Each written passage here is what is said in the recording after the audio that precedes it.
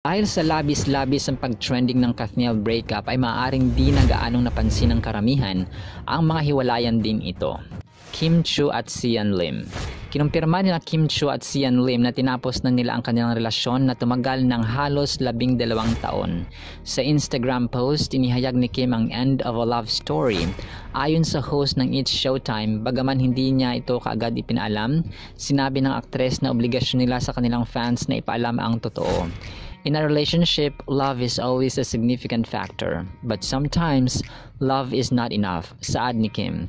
We shared more than a decade of love, each other's support system, and many beautiful memories. It was our mutual decision to transition our relationship into what we hope to be a lifelong friendship. We thank all our followers for the love and support, but now we ask you to appreciate our honesty and give us the privacy we need as we begin new chapters of our lives, dagdag niya. Pinasalamatan ni Kim ang kanilang supporters for all the love and understanding. Nagpapasalamat din si Kim kay Sian for the almost 12 years of beautiful memories together one can never imagine. You will always have a place in my heart. Thank you for showing me what love is, dagdag niya. Ngayon na nilinaw na niya ang lahat, hiniling ni Kim sa kanyang followers ang respeto at pangunawa. I hope this clears everything as we all move forward with our lives, ani Kim. Matapos nito, nag-post naman si Sian sa IG ng liham para kay Kim.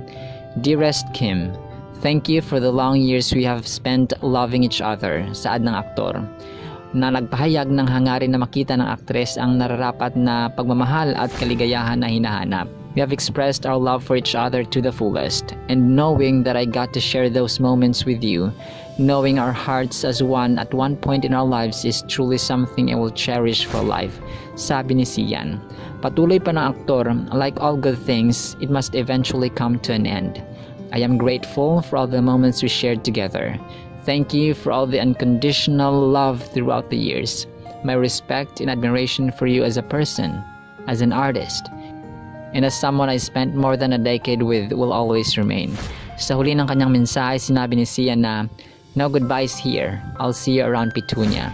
Nagsimulang umugong ang usap-usapan na hiwalay na ang dalawa noong nakaraang buwan. Miles Ocampo at Elijah Canlas. Kinumpirma ng aktor na si Elijah Canlas na hiwalay na sila ng aktres at ngayon ay kanyang ex-girlfriend na si Miles Ocampo. Sa isang panayam, sinabi ni Elijah na dumaan sila ni Miles sa ilang mga pagsubok sa kanilang relasyon nitong mga nakaraang buwan. Aniya, we went through a rough patch recently mainly because we are going through our own stuff. Nang tanungin ng aktor kung mag-on pa rin ba sila ni Miles, ito ang kanyang naging sagot. Sadly, no. Paglalahad ni Elijah. We broke up a couple of months ago. Pero, paglilinaw ng aktor, hindi mawawala ang pagmamahal at suporta niya kay Miles bilang kaibigan. But I'm always gonna have a love for her. I'm always gonna support her in whatever she does. I'm always her number one fan basically, ani Elijah. Sa ngayon, nakafocus daw ang dalawa sa kanilang mga personal na buhay. But right now, we're taking our time figuring out ourselves in our lives right now, anang aktor. Nasubukan din ang tibay ng kanilang relasyon nang ma-diagnose si Miles ng papillary thyroid carcinoma nito lamang March 2023. May 2022 nang aminin ng dalawa ang kanilang relasyon sa pamamagitan ng kanilang sweet posts sa Instagram. Yasi Pressman at John Simira. Kinumpirma ng Phil-Canadian basketball player at entrepreneur na si John Simira na hiwalay na sila ng aktres na si Yasi Pressman. Sa Instagram, ibinahagi ni John ang isang screenshot kung saan nakasaad ang mensahe niya para sa kanilang mga taga-suporta. Aniya, after an amazing run, Yasi and I have decided to part ways. We look to move on to our next phase in life in peace and with support of our family and friends. Pinabulaanan din ni Jong ang third-party rumors na kumakalat sa social media. It's been a while since the breakup. It was a decision made from the both of us and us only. The third-party rumors are false, saad niya. Binanggit din ni John kung gaano kaganda ang kanilang naging pagsasama. We wish each other the best and will always appreciate what we had. Our relationship was beautiful and we are both coming out better people because of it. Pagpapatuloy niya. Sa huli, humingi naman ng pakiusap si John mula sa kanilang mga fans. We ask that you let us deal with this in private as we move forward from this. Dagdag niya. Edu Manzano at Charipay Picache. Nagsalita ang aktres na si Cherry Pie Picache tungkol sa hiwalayan nila ni Edu Manzano. Sa panayam ng ilang entertainment reporters pagkatapos ng press conference ng Firefly, ang entry ng GMA sa 49th Metro Manila Film Festival, sinabi ni Cherry Pie na mabuting magkaibigan na lang sila ni Edu. We're very good friends. He's a very good person. We're very good friends, pag-amin ni Cherry Pie. We will always love each other. Naghiwalay man sila bilang magkarelasyon, iginiit ni Cherry Pie na hindi nasira ang kanilang pagkakaibigan. I think we always do love each other. And yun nga, we're good friends. Bukas kaya ang kanyang puso na magkaroon ulit ng kasintahan? Sagot ni Cherry Pie, oo naman. Ba't hindi, di ba? Pero habang wala, dapat masaya ka sa sarili mo. Lalo na after the pandemic, yung self-love, hindi mo na kailangang iasa yung kaligayahan mo or kabuluhan mo bilang tao. Nasa sayo, ngayon may partner o wala, okay lang. Let's be grateful for every day. Sinabi niya na Cherry Pie at Edu na nag-date na sila 2 decades ago. Nag-rekindle silang muli ng magkasama sa isang teleserye noong 2020. Max Collins at Pancho Magno. Kinumpirma ni Max Collins na hiwalay na sila ng kanyang dating mister na si Pancho Magno. Sa episode ng Fast Talk with Boy Abunda, sinabi ni Max na nangyari ang kanilang paghiwalay noong panahon ng pandemic. I didn't talk about it because syempre, marami kaming pinagdaanan as a family that time because there was a pandemic. Nanganak ako, my marriage was falling apart. Ayon sa aktres, I had to process everything and I wanted to quiet the noise. I didn't want to hear other people's opinions, suggestions, comments, because artista na ako, ayaw kong gawing teleserye yung buhay namin, patuloy niya. Ayon kay Max, maayos ang kanilang paghiwalay ni Pancho at napagkasunduan nila na gawin ito sa tahimik na paraan. Every separation is difficult but it was amicable, saad niya. We were not working out and we needed to try spending time apart to see how that would work because we have a son to think about. Sinabi rin ni Max na ginawa nila ni Pancho ang lahat para maisalba ang kanilang pagsasama. We've been together for 8 years in total. Nilaban namin hanggat kaya ng mga puso namin in a sense na we're dumating na sa punto na we stopped becoming in denial about it, Anya. I didn't want to lie to myself anymore and I think he didn't want to as well, sabi pa ni Max. Inihayag din ng aktres na maganda ang co-parenting relationship nila ni Pancho sa kanilang anak na si Sky.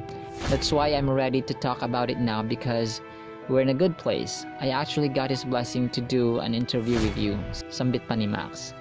We're in a very good place now. Our child is almost 3 and he's very happy and healthy. And we have a very good co-parenting relationship, dagdag niya.